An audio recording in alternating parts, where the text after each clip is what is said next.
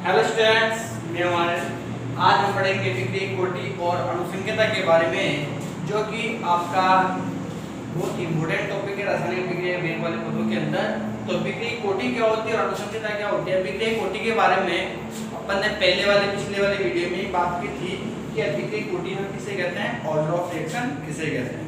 तो चलिए आज दोबारा अपने इम्पोर्टेंट टॉपिक के ऊपर अपन जा रहे हैं, जिसके आप अणुसंख्यता के साथ इसका संबंध भी देखेंगे कि दोनों के अंदर क्या डिफरेंस है, दोनों किन पे डिपेंड करते हैं, क्या अंतर हो सकते हैं इनके। तो चलिए अभिक्रिय कोटि पे।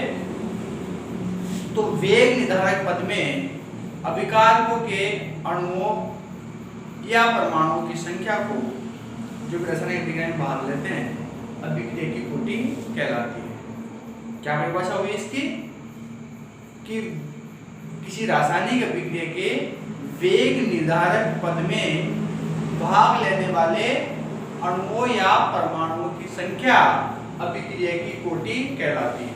जैसे मान लीजिए ये कोई अभिक्रिया है ए, वो यहाँ उत्पाद बन रहा है,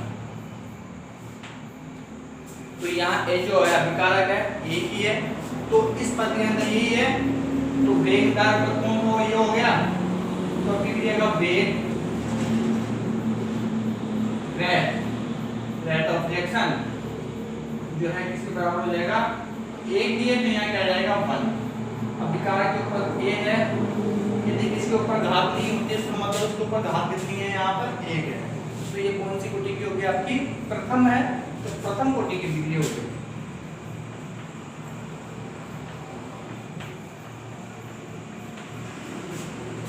तो प्रथम कोटि की अभिक्रिया किसे कहेंगे अपन,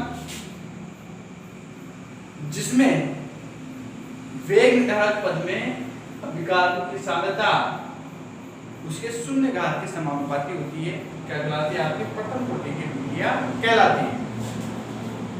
ऐसे मान लीजिए आपका 2A उत्पाद बना रहा है, तो वेग क्या हो जाएगा इसका, 2 है तो क्या हो जाएगा यहाँ पर K2, सांद्रता कितनी है, A है। जो स्टोइकियोमेट्रिक गुणांक होते हैं उसको मैंने आपको बताया था, वो घातों पे चला जाता है, घातांकों के रूप में पावर पे चला जाएगा, तो कितना हो जाएगा यहाँ पर 2 आ जाएगा, तो K2 है की पावर 2। तो इस प्रकार से ये जो 2 है ये द्वितीय कोटि को प्रदर्शित करेगी। या मान लीजिए कोई अभिक्रिया ऐसे A प्लस B और उत्पाद बना रहा है। अब इसमें जो वेग है यदि A पे भी डिपेंड करता है और B पे भी डिपेंड करता है, तो उस कंडीशन के अंदर क्या हो जाएगा, ये दोनों पे खड़ा है, जो लगा दिया आपने, A की भी है तो B की भी है, तो 1 पावर इसकी कितना हो जाएगा, 1 + 1 2 हो जाएगा। तो ये भी कौन सी कोटि की होगी, आपकी द्वितीय कोटि की अभिक्रिया होगी। तो इस प्रकार से हमने देखा कि अभिक्रिया कोटि क्या होती है। अब बात करते हैं अपन अणुसंख्यता के बारे में या आणविकता के बारे में।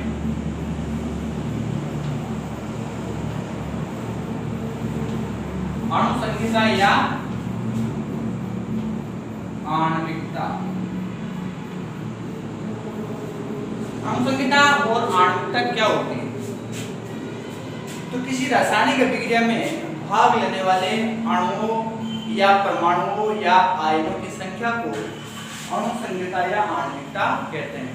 तो इसमें पता फर्क हुआ, वेग निर्धारक पद में भाग लेने वाले अणुओं या परमाणुओं की संख्या अभिक्रिया कोटि कहलाती है, जबकि केवल अभिक्रिया में भाग लेने वाले अणुओं या परमाणुओं की या आयनों की संख्या को अपन क्या कहेंगे, यहाँ पर अणुसंख्यता या आणविकता या मॉलिक्युलरिटी कहेंगे। तो इस प्रकार से इसका डिफरेंस अपने सामने आया। और डिफरेंस देखते हैं, जैसे मान लीजिए ये कोई अभिक्रिया है, प्रोडक्ट दे रहा है, तो इसमें ये की भाग ले रहा है, तो आणविकता कितनी होगी इसकी, 1 हो गई।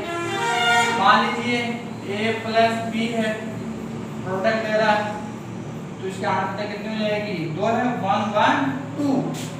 ऐसे ही 2 मॉलिक्यूल्स है, प्रोडक्ट दे रहा है, तो इसका 2 है, तो इसकी आणविकता कितनी हो जाएगी, 2 हो जाएगी। अब मान लीजिए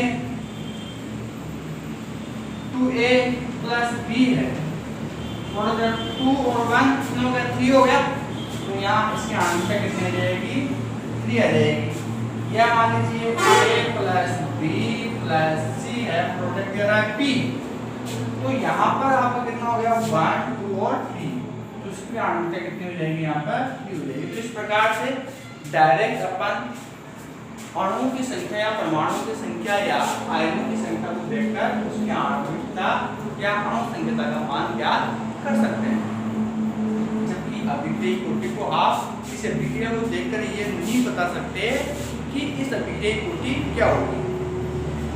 अभिक्रिया की कोटि ज्ञात करने के लिए आपको वेग निर्धारक पद आपके पास में होना जरूरी है, और वेग निर्धारक पद होने के लिए आपका उसका प्रायोगिक यानी एक अभिक्रिया की कोटि प्रायोगिक मान 1 हो सकती है, 2 हो सकती है, 0 भी हो सकती है।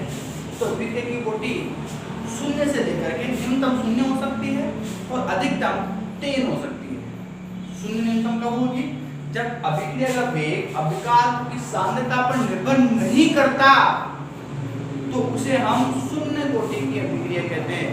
अभिकारक की सांद्रता पर डिपेंड नहीं करता है, चाहे अभिकारक आप कम लीजिए चाहे ज्यादा लीजिए, अभिक्रिया के वेग के ऊपर कोई प्रभाव नहीं होता।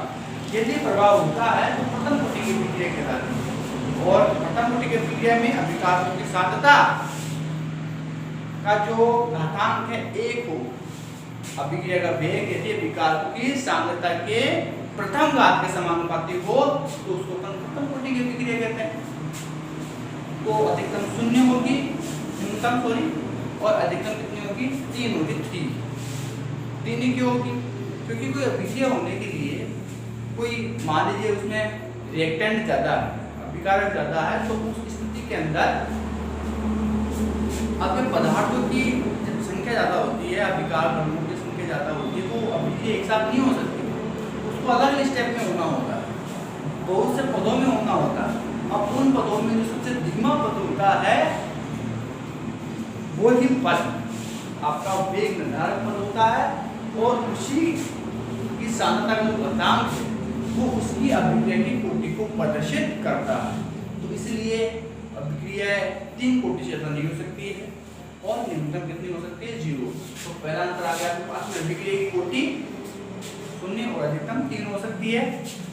इसके अलावा भिन्नों के रूप में भी हो सकती है, जिसकी अनुसंख्यता हमेशा कम से कम 1 होगी, और अधिकतम कितनी भी हो सकती है, कितने भी हम भाग ले, परंतु भिन्नों के रूप में कभी नहीं हो सकती। जबकि भिन्नों के रूप में अभिक्रिया कोटि हो सकती है, वो प्रायोगिक मान है, जबकि ये अनुसंख्यता सैद्धांतिक मान है। तो इस प्रकार से अपन जो है अभिक्रिया की कोटि और अनुसंख्यता के बारे में पूर्णतः जानकारी प्राप्त की। अब जैसे मान लीजिए उदाहरण के रूप में अपन उदाहरण के रूप में देखते हैं अभिक्रिया का उदाहरण, अभिक्रिया कोटि के उदाहरण है, इसका उदाहरण देखते हैं। तो उदाहरणों में जैसे 0 कोटि की अभिक्रिया,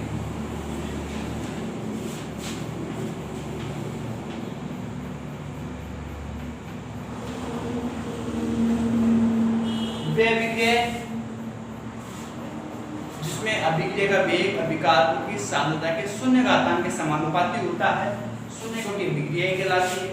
साथ ही इसकी दूसरी परिभाषा भी हो सकती है, वे अभिक्रियाएं जिनमें अभिक्रिया का वेग अभिकारकों की सांद्रता के ऊपर निर्भर नहीं करता, 0 कोटि की अभिक्रिया कहलाती है।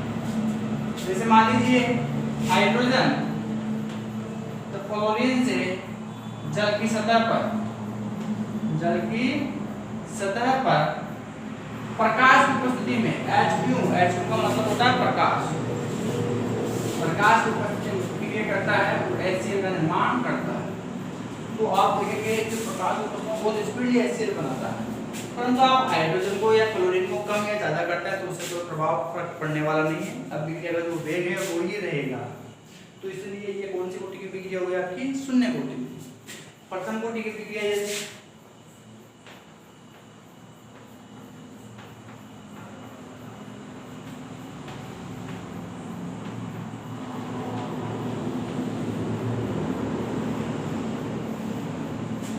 प्रथम कोटि की विक्रिया वे विक्रियाएं जिनमें विक्रिया का वेग अभिकारकों की सांद्रता के प्रथम घात के समानुपाती होता है, प्रथम कोटि की विक्रिया कहलाती है। जैसे आपका ये एस्टर है CH3COO2H5 इथाइल एस्टर। अब इसकी अभिक्रिया आप H2O के साथ जल अपघटन कराओ अम्ल की प्रेजेंस में, तो एस्टर का अम्लीय जल अपघटन कहलाएगा ये, क्योंकि अम्ल H+ की प्रेजेंस में हो रहा है और H2O जल का क्या हो रहा है, टूट रहा है अपने आयनों में H+ में और OH- में। तो इसलिए इसको क्या बोलेंगे, जल अपघटन कहेंगे। ये मॉलिक्यूल यहाँ से टूटेगा और क्या बनाएगा, H2O क्या बनाएगा, H+ और OH-।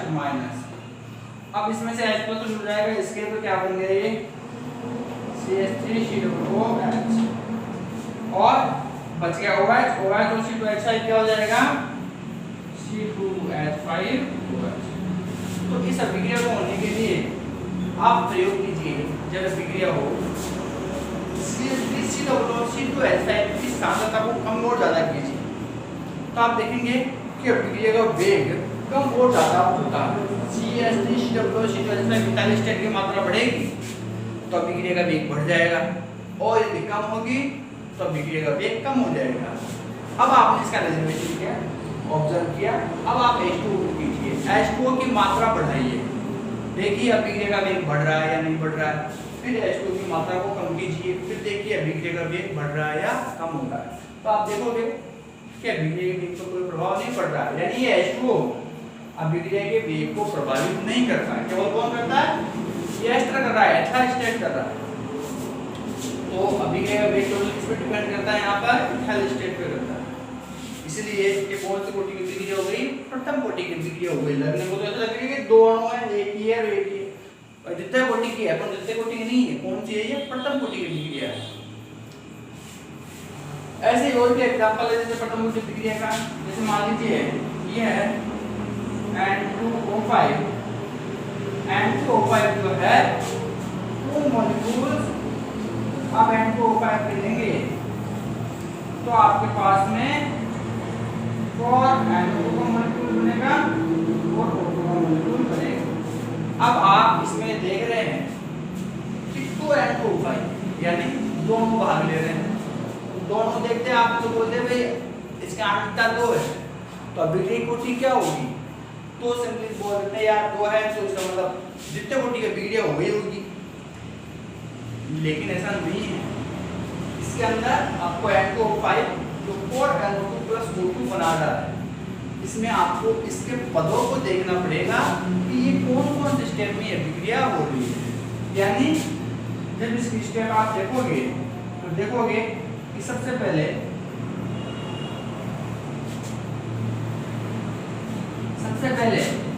N2O5 टूट रहा है इसमें N2O3 में, प्लस ये O में से 5 में से 3 गए, बच गए कितने, 2 बच गए, तो यहाँ क्या आ गया आपका O2 आ गया। तो आपका पहली जो फर्स्ट स्टेप है N2O5O3, ये पद बहुत धीमा होता है, बहुत धीमे धीमे आपका N2O3 बनता है। ऑक्सीजन यहाँ से रिमूव होती है, तो ये सबसे धीमा पद है।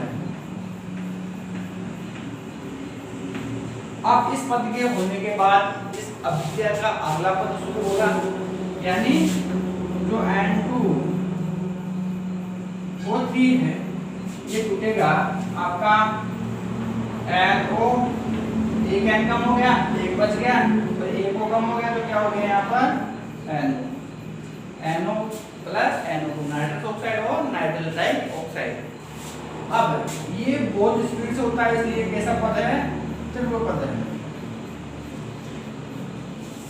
अब आपके पास में 2 मॉलिक्यूल थे N2O5 के, ये एक तो काम में आ गया, बच गया एक, तो वो आगे पद में काम में जाएगा, यानी N2O5 यहाँ NO बन गया, NO रह गया, ये NO जो है वापस इसी से रिएक्ट करेगा और क्या बना देगा N क्या हो गया, 2 बनिए 3 हो गए, तो ये क्या बन गया 3NO, 5 ये और 2 ये 1 ये, तो कितना हो गया 6 हो गया, तो ये भी कितना हो गया 6 हो गया, तो ये बैलेंस होगी 3NO।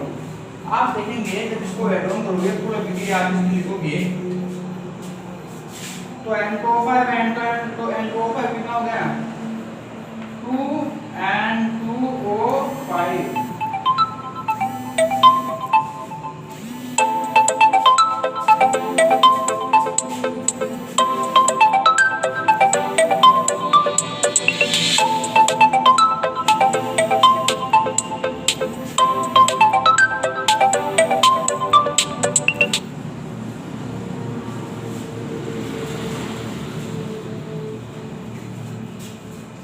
और इधर आप देखेंगे तो 3N2 यहाँ पर आ गया, एक N2 यहाँ आ गया, टोटल कितना हो गया आपका 4NO2 आ गया।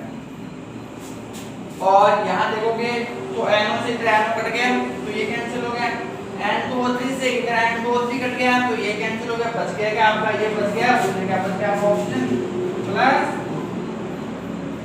तो इस प्रकार से 2N2O5 product to 4NO2 plus O2 और इस प्रकार से आपके विद्युत होती के उदाहरण हमने प्रस्तुत किए।